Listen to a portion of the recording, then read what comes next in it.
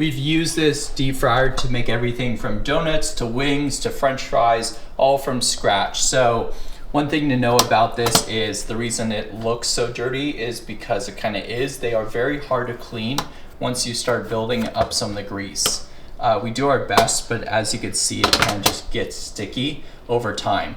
The other important thing to know about this, unless you have a commercial grade vent system above the deep fryer, you probably want to do this outside and just plug it in outdoors, because it does make quite a smell when you're deep frying, and your whole house will smell kind of like deep fried oilness. So I recommend doing this outside. So this is a lid with the filter system up here, and then you have a low window to see how stuff's doing. You do need to use a lid on it to get it to temp.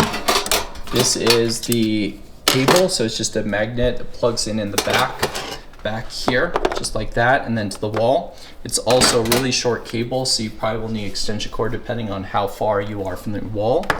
To use the basket, you just grab the handle and pops right in, just like this, into those holes.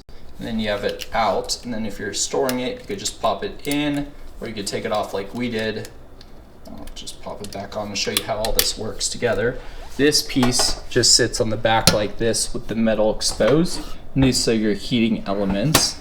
There's a notch on the back that just slides into. This is where you adjust your temperature, and this is where you adjust your timer. So this is the red light shows you your power's on, and the green light shows you your heating. So once you're done heating, the green light will turn off, and then you're good to cook. So the basket just sits like this when you're cooking, with these little notches there. And when you need to pull something out and let it drain before you dump it out, you just hang the basket up here on the side. So it's a really handy little system. This is the smaller model. There are bigger, but we found this to be plenty for 2 people for what we try to cook.